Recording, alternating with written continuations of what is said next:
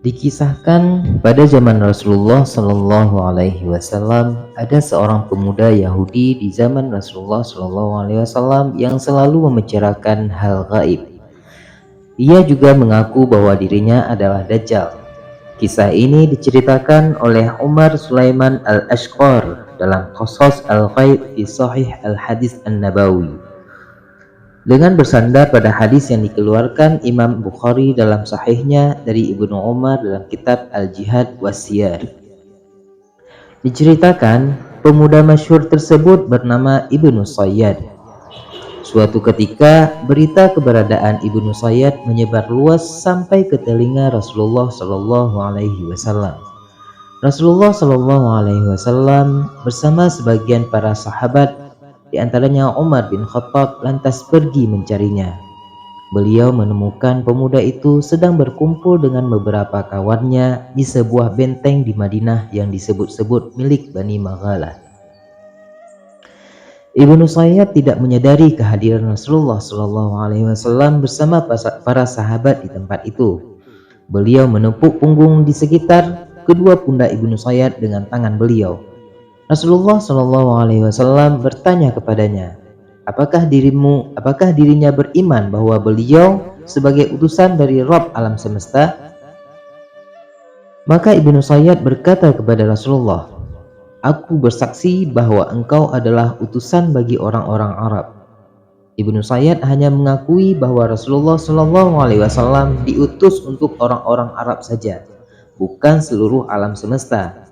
Ia justru balik bertanya kepada Rasulullah Shallallahu Alaihi Wasallam, apakah beliau beriman kepada dirinya sebagai utusan yang datang dari Rabb alam semesta? Rasulullah Shallallahu Alaihi Wasallam mengajukan beberapa pertanyaan kepadanya untuk mengujinya. Ibnu Sayyad mengatakan, aku melihat singgasana di atas air. Maka Rasulullah Shallallahu Alaihi Wasallam bersabda kepadanya, engkau melihat singgasana iblis di atas laut, bagaimana pendapatmu? Ibnu Sayyad berkata, aku melihat dua orang jujur dan seorang dusta, atau dua orang dusta dan satu orang yang jujur. Pendapat yang dilontarkan Ibnu Sayyad saat menjawab pertanyaan Rasulullah Shallallahu Alaihi Wasallam rancu dan campur aduk antara kebenaran dan kedustaan. Rasulullah Shallallahu Alaihi Wasallam pun bersabda kepadanya, urusanmu telah campur aduk.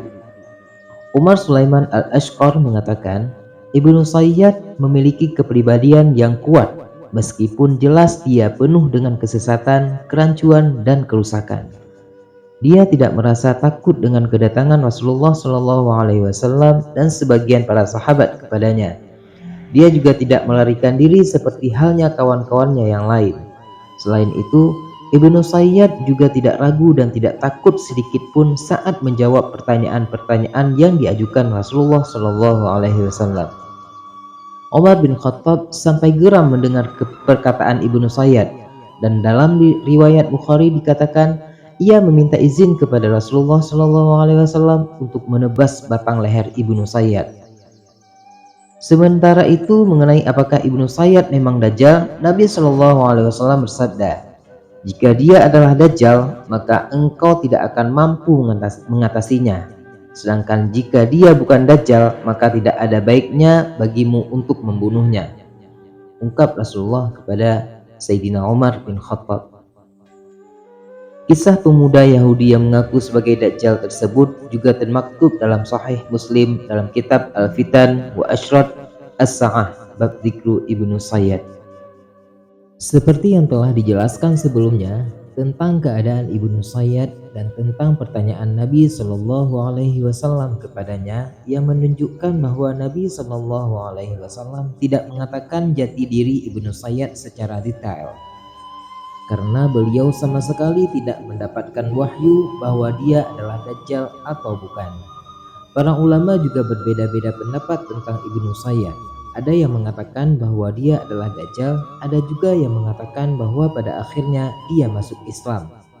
Masing-masing para ulama telah berhujjah dengan ilmu, sumber, dan dalil-dalil yang ada. Lalu siapakah sebenarnya Ibnu Sayyad? Wallahu a'lam bishawab.